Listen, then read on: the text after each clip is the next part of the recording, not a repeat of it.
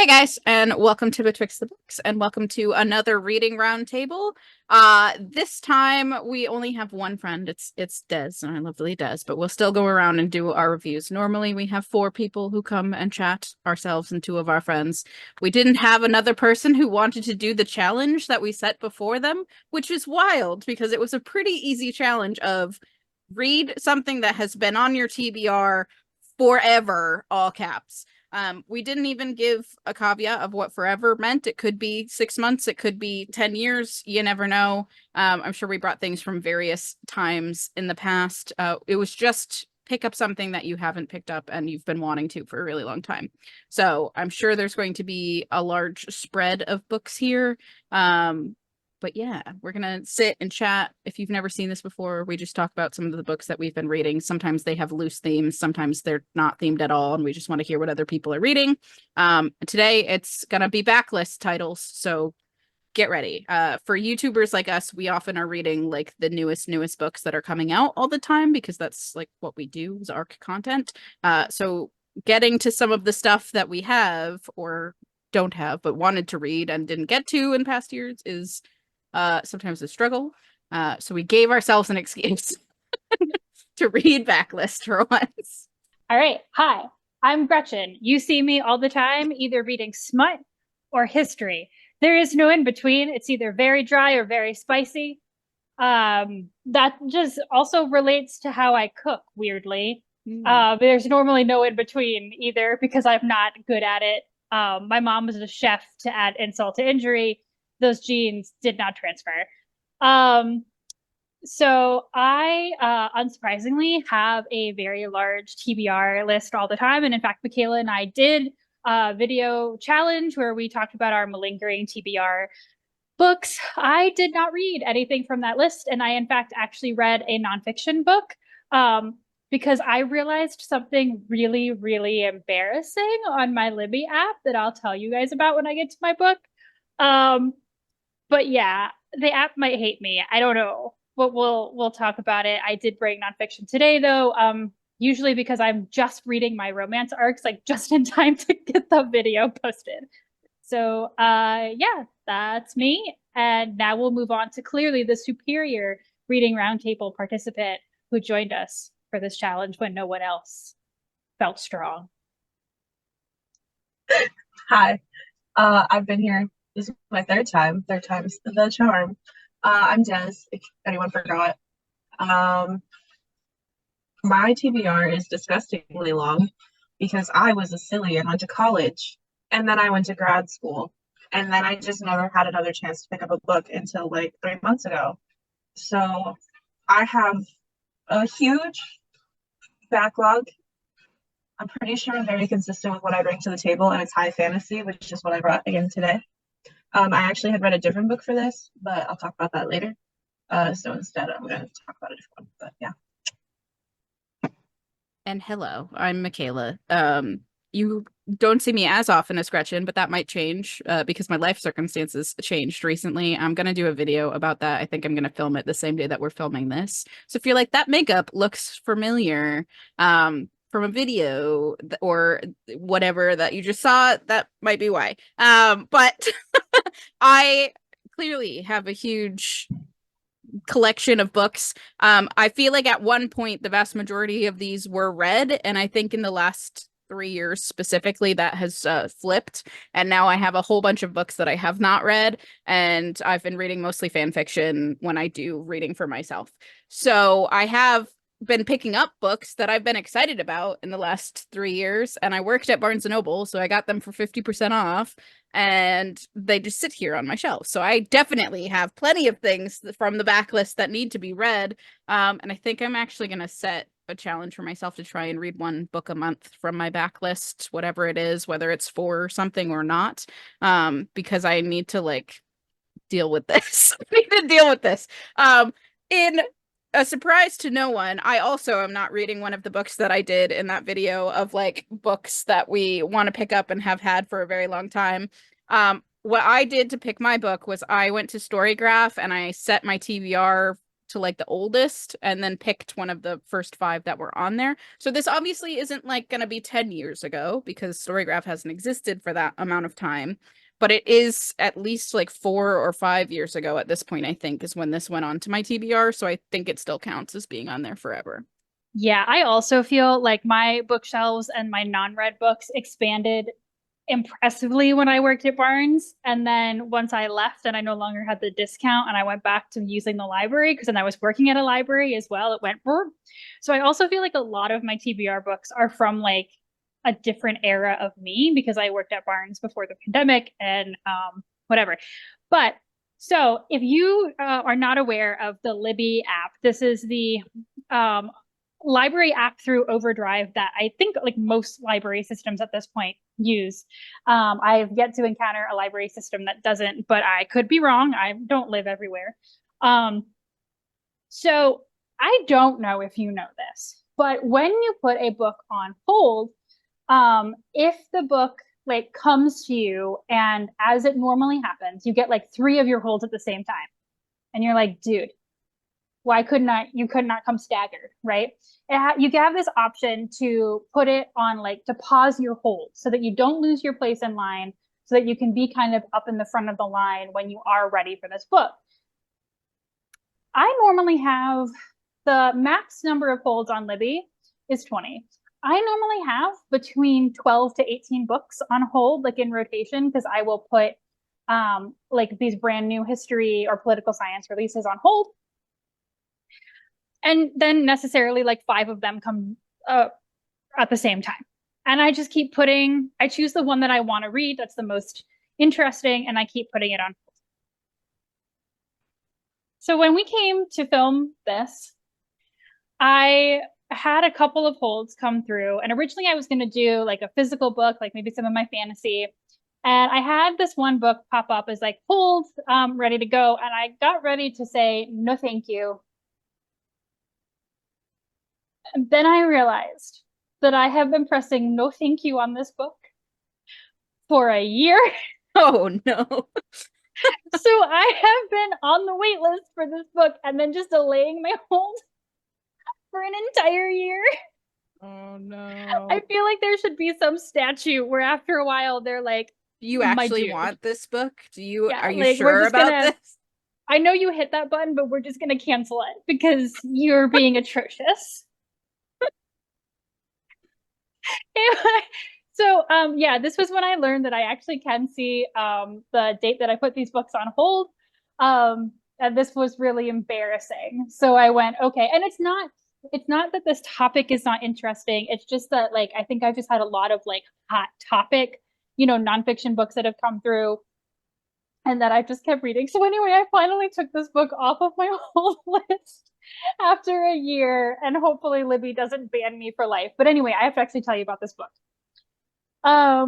So it is called Sleeping with the Ancestors: How I Followed the Footprints of Slavery by Joseph McGill, with help from Herb Fraser. I'm not exactly sure what Herb Fraser really did for this book. It's really Joseph's story. It's told in the first person. And he is the founder and director of the Slave Dwelling Project. So basically, this all starts with he's been a history interpreter his whole life. So he's worked at different historical sites. He worked for the National Park Service, stuff like that. He's also a Civil War reenactor. As an African American, there's not a lot of them. So he's like very involved in that community. And he gets it, this idea kind of comes to him through various things to spend the night in a extant slave cabin as a way to honor the ancestors who lived there. And long story short, it basically becomes a nonprofit foundation. He's been doing it for over 12 years now.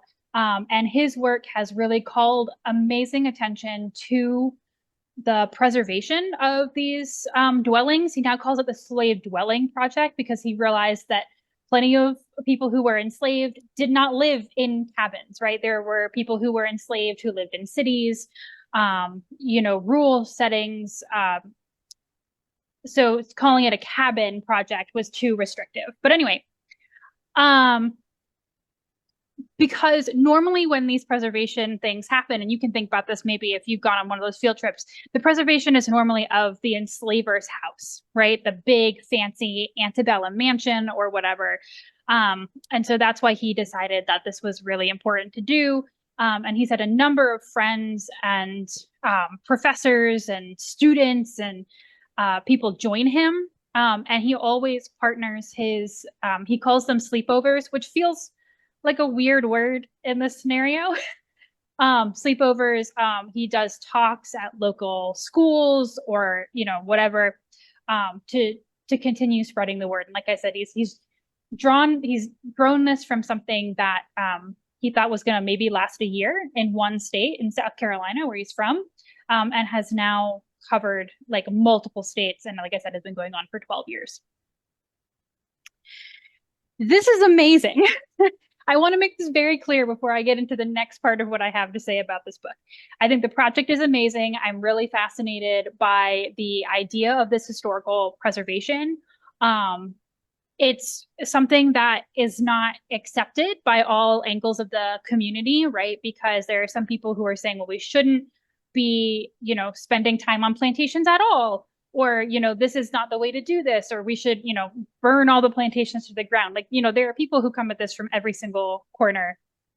So I don't want to make it sound like this is also something that's like universally, like, especially lately, obviously he's gotten tons of pushback for critical race theory purposes, when he just wants to talk about preserving old buildings. But, you know, here's the thing.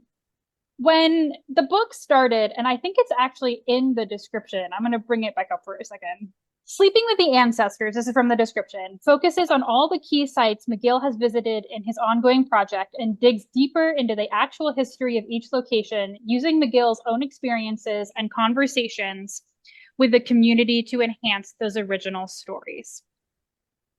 And in the introduction, he talks about how these sleepovers have just engendered so many fascinating conversations about race, about what it means to honor the ancestors, about what it means. Because he talks about his thing in the beginning where he thought that no white people should join them. It was just like an African-American thing. And then as it progressed, you know, then he realized, well, I have to change the way I'm thinking. And so he discusses the development of his own thinking really, really well. But I was really excited to hear about these stories that he's having in these cabins with these people, and, you know, how it changed their views on race or history or like whatever it is. And I'm not saying that this isn't in the book, but this book is way more aggressively Joseph McGill's story of creating this project than anything else. It's about how he got started, the resistance that he got, or like the people who let him in, his relationship with those people, the number of people that he was able to talk to. And I'm not saying any of this is bad, right? But when it comes to the topic of the actual sleepover itself, it tends to be like, these are the people that I slept with in the cabin and we had a great conversation and then we all went to sleep.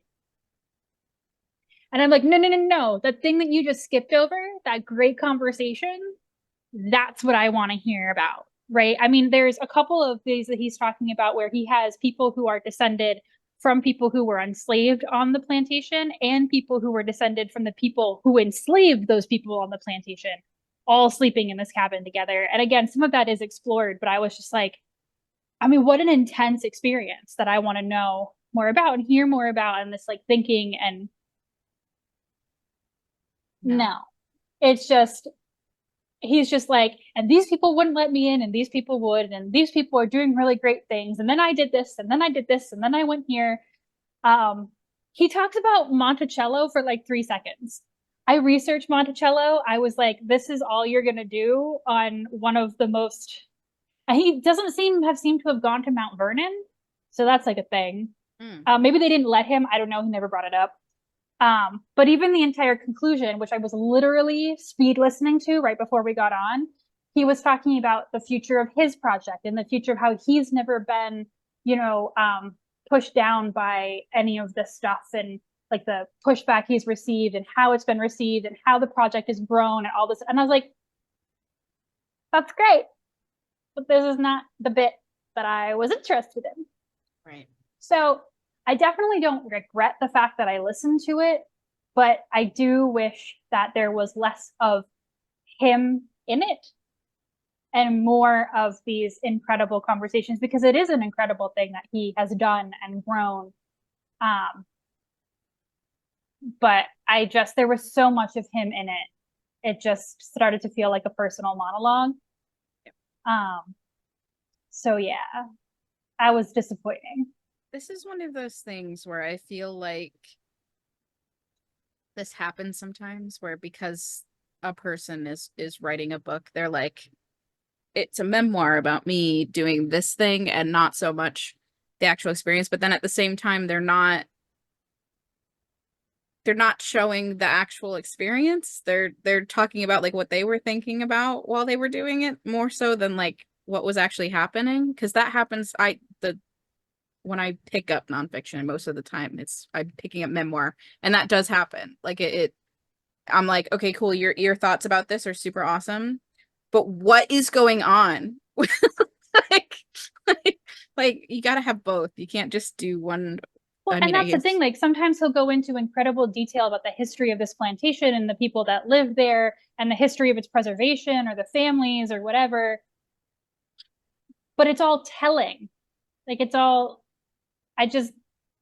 You create these incredible experiences and then describe them with, and then we went to sleep. And I'm like, hello? Hello?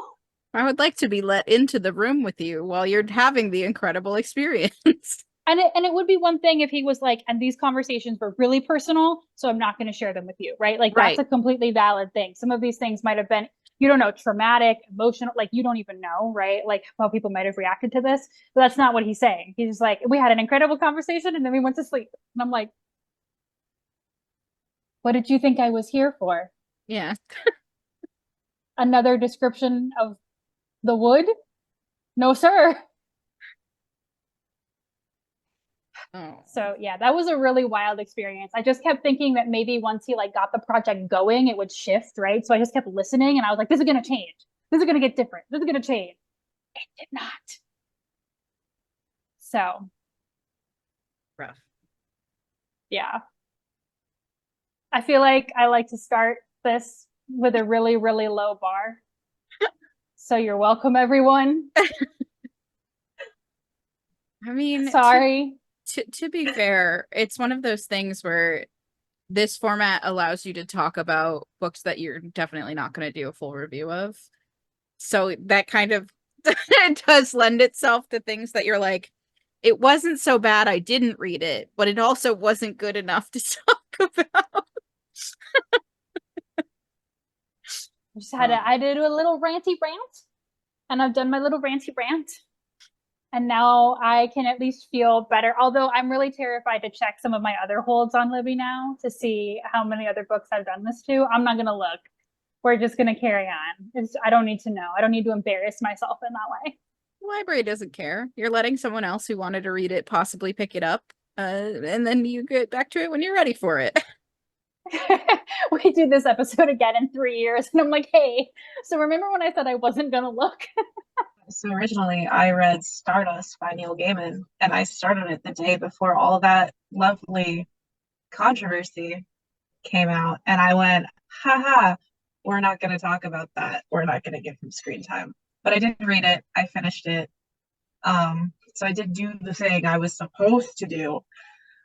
So instead, I'm going to talk about Theft of Swords by Michael J. Sullivan, which is a high fantasy that he self-published actually in early 2010, so pretty cool. It is about these two men. One is a thief and one is a mercenary and his partner essentially, and they do kind of odd jobs for the nobles. Okay. Some of them are entertaining, some of them are questionable, I'm not gonna lie. But they end up getting tasked with stealing this sword, and it turns out it was a setup because the emperor was murdered. Or something along those lines. The emperor king or whatever he is. It's a little confusing, I'm not gonna lie. I'll get into that though. But he was murdered, and they end up getting freed by the princess, who asks them to kidnap her brother, the prince, who will now be king, and kind of take him away while she tries to figure out whatever conspiracy is going on. So it's like a mystery type of deal, which I wasn't expecting, but I'm not mad about. They're trying to solve like this hundreds of years long plot, essentially, against the crown. So that's kind of fun. There's a lot of plot holes. Yeah. You can tell it was self-published, but it's not. The writing is not bad. He's funny. Like there's some really good funny one-liners that kind of make up for the plot holes that I keep finding, and like it's. I'm gonna finish it because it's decent. It's not my favorite, but it's decent. Yeah, I like the. He does write good chemistry between the characters. I do like that part. Apparently there's a prequel where they hate each other. I'm intrigued to see how that works because they definitely do not hate each other in this. So we'll see. But that's what I was reading. Oh, okay. I was trying to figure out where I had heard that author name before because I'm like, I've definitely heard of this author. And I think it was Age of Myth that I had heard somebody talk about and enjoyed. Series. All right. This one is, I don't even think I can pronounce it. The Rhaenyra Revelations or something. It's about Royce and Hadrian. So if anyone recognizes those names, that's what it is. Are you the type of person that can see a plot hole and like keep like and just like take a deep breath and keep going? Because I feel like the second that I see a plot hole, like I just start to do this. And then if I see a second one, it just gets worse until I like violently throw it across the room. I have violently thrown my phone across the room, yes. They do bother me, but I'm curious to see if he's gonna fix it somehow and redeem himself. But I just keep going. So far, he is not, but he is really funny. So the funny one-liners almost make up for it. Like one of them, I don't know how PG-13 I can get, but it's pretty funny. It was this monk that was talking to this woman, and he was like, "Oh, I've never seen a woman before." And she's like, "Oh, it's been a long time since I've been a guy's first, and I fucking died." Like, it was just funny. It's shit like that. Like you don't expect it to be funny, and then it's funny. And I'm like, "Oh, okay. Well, this kind of makes up for that plot hole you just did 3 pages ago." Yeah. But beyond that, yeah, it's not terrible. I don't like plot holes. Actually, they annoy me. But I want to know like what the fuck is going on and why there's this whole huge conspiracy thing going on, and if it's actually who they were trying to set up to say did it. I want to know if he's gonna plot twist me. If he plot twists me, the plot holes might be redeemable. Very slow. Yeah. All right. At least there's that. I feel like for me, you need to have enough other things going for you to overlook plot holes like that, because there's definitely been books where I'm like not enjoying it and then a plot hole comes up and I'm like, and I'm done. Nope, okay. I don't have time for this.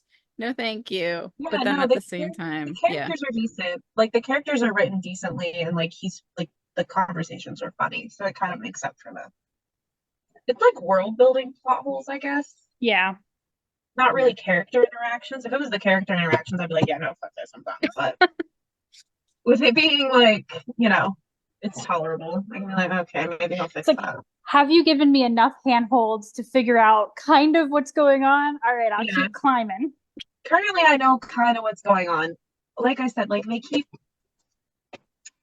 literally the part I was just reading, the prince himself made this comment of like, oh, it's either going to be this thing where like they take out the king or they take out the emperor, and it's like, where do you fall here? You're a king. I know you're a king, but like, where do you fall in relation to the emperor that you think the emperor is going to get taken out? Because that's where I'm confused. Because it's set up as like a conspiracy against this kingdom, but now he's like, oh, emperor, and I'm like, what? Where? How did we jump from here to here? So I don't know if it's just I misread something somewhere or if it's a thing. I require a diagram. Yeah, I need a diagram, like, please. It bounces between POVs, which isn't my favorite, but it's fine. Hadrian's my favorite. He deserves that title. He's I funny. feel like I'm that way a lot with fantasy books when there's a lot of POVs and you're switching to one that you don't care about and you're like, no. Yeah, it's like Thrones, like when you're reading the Game of Thrones books or whatever, and yeah, it switches between POVs, and you're like, I don't even like this fucking character, and I have to read it for who knows how long. Well, and then in the Game of Thrones books, like one character has one chapter in like one book, and then they come back in like the next book for one chapter, and I'm like, I don't remember who this person is. Yeah, like who is that? Who is this? This is literally what I mean. It's been dethroned as the most popular book video on our channel, but like when I was reading the Victoria Aveyard book, and I literally texted Michaela, and I was like, I read Game of Thrones, like in all of those POVs. I may have to give up on this book because I was just like, I can't do it. Yeah. The Realm Breaker one, right? Yeah, yes, that one. yeah. Yeah. I was just like, because I prefer like my romance novels, I prefer to have two points of view. Because I want to see like the development from both characters. But like past that, just stop. We can be done now. Too many people, too many hands in the pot. Mm-hmm. Yeah, once you hit about 5 characters, I'm like, okay, that's enough. No You more. expect me to care about too many people. Yeah, Pretty much. I guess I will go. Gretchen requested that I start this, and I also was like, do I just start this by reading some of the reviews of this book? Because they're comedy gold, and I'll link the GoodReads page to this underneath the video when I'm done. The book that I'm going to talk about today is called Paradise Rot. It's written by Jenny Val. It was originally written in Norwegian. It was translated by Marjoram Idris, I believe. I listened to the audiobook, which was narrated by Bree Jackman, if people want to know. But here I'm just gonna not talk about anything else about the book, and I'm just gonna cold read some of these reviews to you, because I think that's the best way to do this. Sometimes you get a weird roommate, but you're also the weird roommate. 3 stars. Jenny Val, do you have a pee kink? 2 stars. The feminine urge to rot into a forbidden fruit, parentheses, and lots of pee, and parentheses, 5 stars. I think gotta pee now, 4 stars. My favorite review out of all of them is just moist, 4 stars. Adequate amount of piss for me personally is the one of the reviews. But yeah, so one of the things that a lot of these seem to have in common is piss stuff, which I would agree that there is an uncomfortable amount of piss in this 150-page book. The tags for this was horror, LGBTQIA, sapphic, translated. It has a lot of things that tick boxes for me as a reader. Oh yes, a Michaela book. Okay.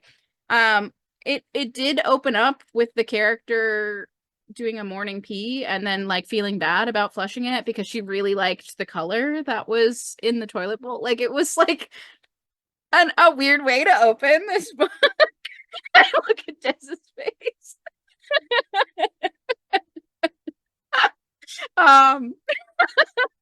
And then throughout the story, this comes back.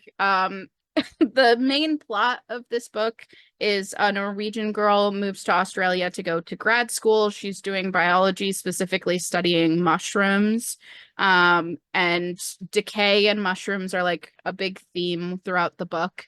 There is the setup of it is that she's looking for a place to live. She starts in a hostel, but she needs to have a more permanent place to live while she's studying. And she ends up moving in with this other woman who is living in a refurbed factory.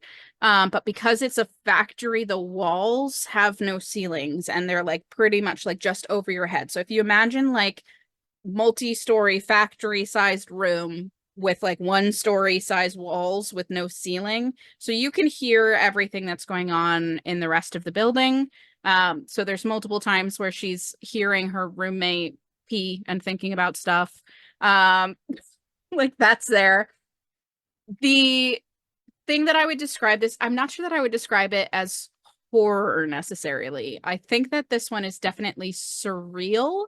It's gross. There is some like weird body imagery stuff that happens, and it's questionable about whether this is like a hallucinogen because of the mushrooms, or if it is just like a magical realism type like allegory going on. I don't 100% know. But yeah, it's gross. This book is gross. So if you're not ready for that, don't pick this one up. If you're not into it, don't pick it up. It is definitely like it's LGBTQ in the way that our protagonist, I believe, is a lesbian, but is, I don't know if it's like I feel pressured by society to try making out with a man when clearly every single interaction I've had is only ever being attracted to women type thing. Both of the women end up like having like a weird relationship with their neighbor who is trying to be a writer, while also having a relationship that's like weirdly close with each other. They sleep in the same bed a lot despite not having like a actual relationship with each other, which leads to shenanigans. And at the end of the book, our protagonist just ends up walking away from all of it because it was weird. It was just a really weird story. So on a language level, really beautiful. On a content level, what the hell did I just read? That's sort of like how I feel about this book. I landed at 3 stars because I don't know what else to do about that. It was a lot of pee and like decay imagery. It was pretty and gross, and like that's all I've got. Like one of the reviews that I read was like, this book feels like a rotting fruit. Like if you try to like dig deeper and touch it, it's gonna disintegrate in your hands. Like it can only take like small sorts of like gentle looks, and if you try to do anything else, it's gonna like fall apart, which I think is accurate. Like I don't know how else to describe this book. Like it was weird. I am still thinking about it, so it definitely did something, but I don't know what, and I don't know what I was supposed to take away from it either. I don't know. It's a weird one. If you want to have a fun time, go read more of those GoodReads reviews because it had me laugh crying because of how silly they are. And there are some people who like did really thoughtful like multi-paragraph reviews that I feel like actually maybe will tell you something about the story that I just don't have the words to articulate, or the thoughts to articulate, honestly, when it comes to this book. But I read it. It was a book, and I did read it. I have a lot of questions, and I don't want the answers to any of them. Sure, go ahead. No, hit me. No, I don't want to ask. I don't want to know. I will say that your reaction to this book reminds me of my reaction to the book Bunny By Mona Awad. Yes. Well, the same, like, what the fuck did I just, yeah. What? Huh? Yeah. That was my emotional response. There was no in that one, at least. So, okay, here, is this self-published? I don't think so. I don't think so. I want to have been in the room because, like, as Michaela and I have discussed in other ones, because we try to do, Michaela really likes translated stuff, and we try to add that to our reading challenges a lot. It's a lot of financial like capital, right, to even just get a book published, and then to bring a book to another market and spend the money on having it translated. Like those are a lot of financial decisions that were made by somebody, right?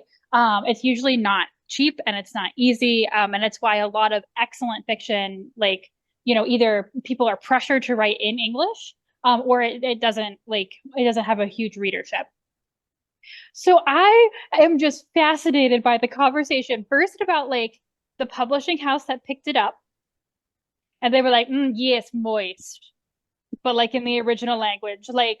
But then when like this person was like, hey, you know what we should spend our time and money on? Bringing to a new market and spending and having a translator and an audiobook, right? Again, not books don't always get an audiobook version. So I'm just like, I want to have been there for that conversation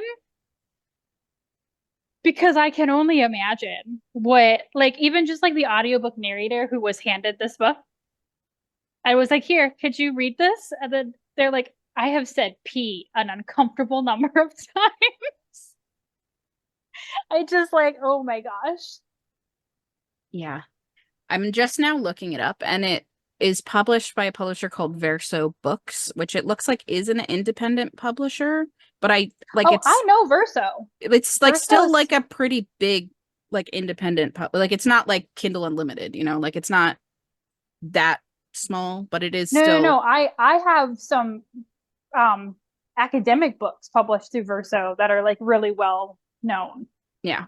So definitely a publisher. And also because yeah, you had to pay for a translator like that has an audiobook. Apparently Jenny Voll is like a musician in Norway. Like I like Does she also sing about P? I don't know because I have not I have not listened to her music. And if I did, I have a feeling I wouldn't understand it because she's Norwegian. And trauma. I don't know. There was literally a scene where one of the characters wets the bed and then the other character just sleeps in the bed with her the whole like it was a lot. Like there is more pee than you think that there should be in 150 pages. It's not even a long book. I need that. I'm a head out. Right there. I gotta go. I'm leaving. It's so weird. And then the whole time I'm just like, I'm just gonna keep listening to this. See where this is going because I have no idea. I have no idea. I'm traumatized. So yeah. See, Des took the leap to do this with us, and here you are with trauma. I'm re-questioning a lot of my life choices right now. Let me tell you. Listen, I read it so you didn't have to. Had I known Think it Michaela that was way. bring this on us, I would have been like, I don't think I can make it, guys. I don't have to skip. Listen, keep in mind, you didn't have to read it. You didn't have to either. That was a choice you made. Do you remember like adding that to your TBR, or was it just one where you were like, oh, I'll just do this? The tags seem fine. Not only do I remember adding it to my TBR, I'm pretty sure I have a physical copy somewhere. I don't know where. I went looking for it before doing this because I usually like to hold it up if I have it, but I could not for the life of me find this book. And I'm pretty sure I bought it. 100% I did not know how much pee was in it because I didn't look at the reviews beforehand. And my very first thought, because the opening of this book was me being like, weird thing to be focusing on right now, but whatever. And then it just kept coming up again. But I picked it up because it was horror, LGBTQIA. It has like themes of like religious themes. There's a lot of like Adam and Eve imagery, like apple imagery. Like it ticks a lot of the boxes of like, this is a book that Michaela would be interested in. Nowhere on anything that I had read about it, like the back of the book or anything, was it like must be okay with a lot of pee. Like it's not on the label. Like there's nowhere there. I've never seen that as a trigger warning, and I'm just realizing it should be one. It probably should be one. I think honestly, this is the only book that needs it because I have never in my life read another book. Well, actually, you're not wrong. Any fan fiction that involves water sports tags it. They have to. So, like, it gets tagged. You're right. It should be tagged somewhere. Yeah. Well, I know what kind of book you're reading. Listen, I did before, but like now I really do, and I'm not into it. It just shows up sometimes. I think honestly what it is that, again, being on the ace spectrum, I don't find anything hot. So things that other people find disgusting, I'm like, this is about on par with the other stuff that I'm uncomfortable with. Like, it doesn't make me more uncomfortable than other things, you know? I'll give you that one. That's fair. You're right. Yeah, I'll give you that one. Just saying. I was I was supposed to go to dinner after this, and I'm just like, I'm sorry, Liv. Just This- like bleach your brain. You'll be fine. I'm gonna have to. Jeez. just start dinner with a lot of alcohol. To try. Yeah. I'm sorry. Again, I read it so you didn't have to. If you don't want to read this, don't read it. We'll be laughing about it in like 20 minutes. There you go. See? I I'll really laugh. just appreciate the range of this, where like I did a, historical interpretation and slave people. Des did high fantasy with a mystery / murder plot, and you brought whatever that book is. Yeah. Just piss. That Is that the literal definition of a piss baby? Is that what that is? Michaela brought piss babies. I just think, one of the beautiful things about these reading roundtables is that we produce range. This may be the most rangeful episode ever. Unhinged? Do you want to go with unhinged? Yeah, but it's like literally just you though. See, you say this, but I did talk about an Omegaverse fic once. So like I'm always here to bring weird stuff. Like that's what I'm here for. We did not intentionally ever do this with Michaela going last for the unhinginess of it. That just has been how it's fallen. And we hope that you all have enjoyed. Yeah. Whatever if nothing else, I hope I made you laugh. Like literally, if nothing else, that's what I'm here for. Clown content only. Made people laugh because Michaela was. So thank you for coming to possibly one of the most unhinged reading roundtables that has happened. It was also, like we said, a challenge that we completed not only for this reading roundtable, but also this was part of Michaela and I's buddy reading challenge. So if you're not familiar with that, we are about halfway through the year now, and we are kind of halfway through the challenge. So yay us! We will be having some very interesting content coming up. Very excited. Michaela and I are doing a review of the new Katie Roberts that is going to be coming out, the next Dark Olympus book. We will have another themed reading roundtable in August, and that will be on social justice nonfiction books. So we have 2 friends who have agreed to join us for that one, and everyone will be bringing nonfiction, so I will not be the weird one out in that case. And then Michaela and I will get cooking on some reading roundtable themes for the fall. We haven't decided past August. So if you have an idea for a theme that you think that we should do, or if you want to see more unthemed episodes, whatever it is, drop us a line down in the comments and let us know, and we will do our best. Maybe you have something that will create an entirely unhinged reading roundtable. We would be here for that too. Just try not to be super specific like all P books. That's Michaela's got that's quartered. I think there is only the one. I don't think there are more. I think I read and found the one. That's it. There's nothing else. So again, we'd like to thank Des very, very, very much for putting up with us. We appreciate it. And we will see you guys for our next content. Bye.